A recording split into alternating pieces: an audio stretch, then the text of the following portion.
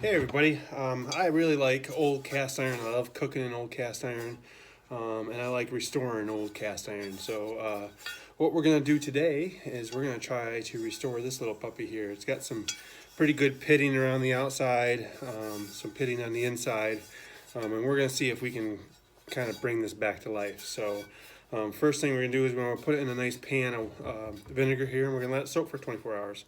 So let's do that. So you can see here we got an old cast iron pan. This is a small one. It's a little 9-inch skillet. It's great for like cooking eggs in the morning, and a couple pieces of bacon just for yourself, single serving type stuff. But it definitely has got some pitting around this inside. The seasoning on it actually isn't too bad, but I want to try to get this pitting off and see what happens with this. So we're going to put it in this big pan here, and we're going to take some of this white distilled vinegar, and we're going to let it soak for 24 hours. So and see if we can bring this thing back to life. But we'll pour this right back in here and see what we can do. Get this all filled and get her soaking. And now I'll flip this a couple of times during the night, and I'll actually save this vinegar for the next one as well. So unless we can get her all covered there, which actually is not too bad. So yeah, so we're gonna let that soak just like that, and we'll come back tomorrow and see what it looks like. So I wanted to talk to you about 3 different types of brushes that you can use or not use for cleaning cast iron. So, and I thought, I got a little gun cleaning kit here I'll pull out that has 3 different brushes in it. First and foremost is a steel brush. So you can see a nice steel brush like this. I would never use this. I don't like using steel. It's very hard. It can do damage to the cast iron. So that's something that I would never use on cast iron. So any type of steel bristle brush, whether it's a handheld one like this or on a drill or a drill type, a wheel brush, I would never use. Then you have nylon. Nylon's good. It's safe for the cast iron, but doesn't really do much. It's great for cleaning. So it's a good if you got some cleaning that you need to do on it after cooking or something like that. Nylon bristle or something like that is very soft, and it won't damage the cast iron or won't hurt the seasoning that's on there as well. So that's something. For cleaning, when I have the one that I'm doing here, I like to use a brass brush. Brass is soft enough that it can help remove any stubborn stains, rust, or anything like that. And it's also soft enough that it won't damage the pan. So just wanted to show you a couple different types of brushes. All right, let's take a look at our nice pan here. So you can see it sat overnight. I came out and looked at it a couple of times last night and checked it out. Looked like it was working pretty good. You can see here, obviously it's done its job. You got some nice dirty water in there. And I'm gonna save this, it's still pretty good. So we'll save that in the bottle and reuse it for the next one. But let's pull this out and take a look at it so you can see nice and cleaned up here. It looks actually really good. So nice and clean. A lot of that pitting is gone. You can see really cleaned up really nice. So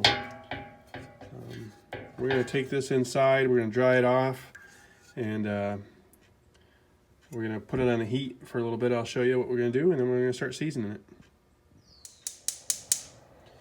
Okay, we're going to take and put this pan on here, and we're just going to try to get some of the moisture. It's been soaking overnight, so we're going to try to get some of that moisture out of there.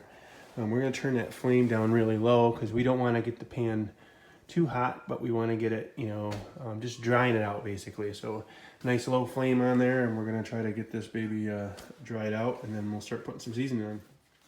So this pan's pretty dried out. We're going to just start some seasoning on the inside here. Real light coat of oil. I like to use olive oil because that's what I cook with. So we'll just take and real light coat. You don't want to put too much on there. You don't want any puddling, because if you puddle and it gets too much, then it'll get really sticky in those areas. So you want to make sure. And what I'm doing here is I'm just giving this inside of the pan a little bit of head start. We'll coat this a couple of times here, and then we'll take it out and throw it on the, I'll show you how I do it. A lot of people do it in the oven. I like to do it on the gas grill. What you don't want to do is inside here with a flame obviously going is you don't want to obviously do the underside where the flame is. But like I said, I'm just doing the inside, just a couple of quick coats, real light coats, just to give the inside a head start is really what I'm doing. So we'll let that sit for a few minutes and we'll do another coat. So we're outside with my gas grill here, and I just basically took and put a real light coat of oil all around this pan here, inside and out. So, and it's very important that we make sure that we only use a light coat. I want to stress this again. You don't try to do this all at once. It's going to take a couple of coats. It's going to take a couple of times, but it's much better to do thin light coats, multiple layers. If you do thick coats, then a couple of things can happen. Number one, you're going to get some sticky spots in your pan, number one. And number two, that oil that's sitting there isn't really seasoned, and it can get rancid on you. I mean, make your food taste pretty nasty. So what I like to do is, some people do this in the oven, and that's fine if you want to do it that way. You throw it in the oven, you turn that oven on, 400 degrees or so, and you bake it in the oven for about an hour. I don't like the smell and the smoke in the house. My wife doesn't.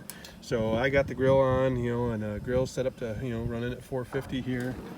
So what I'll do is I'll open this, and basically I'll just do it exactly like I would do it in the oven. I turn it upside down. I'll set that in there, and we'll come back in an hour and recheck it.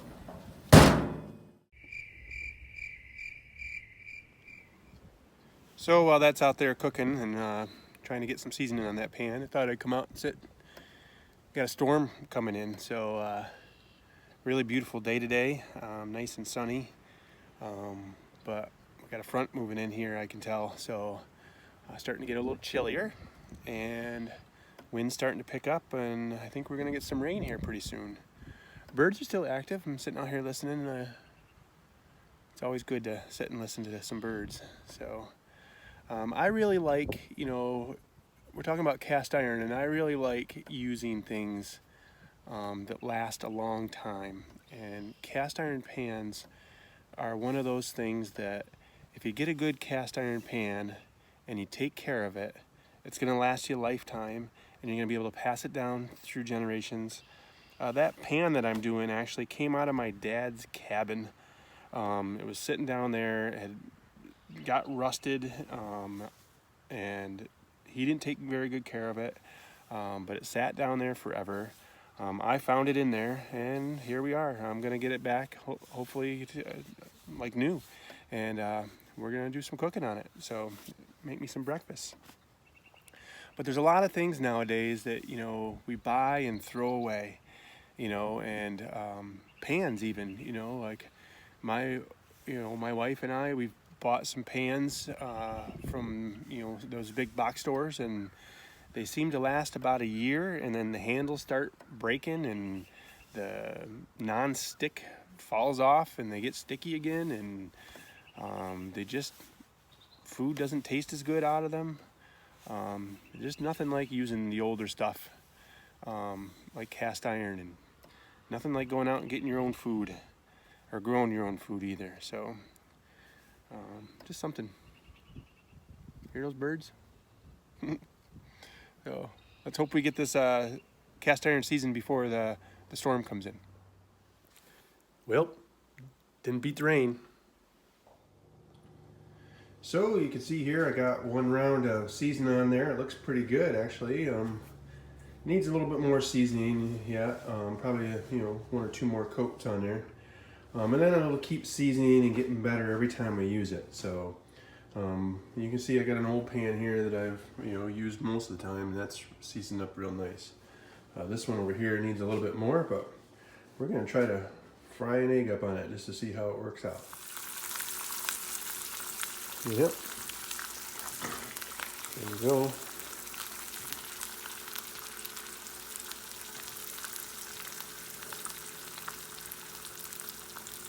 Looking pretty good.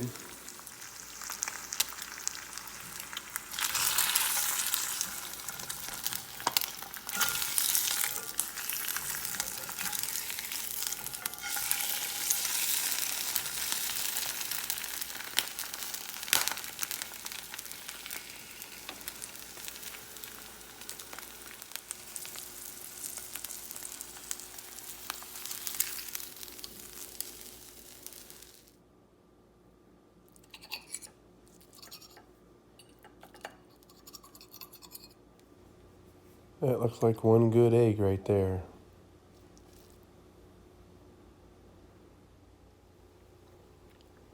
Yep, pretty tasty.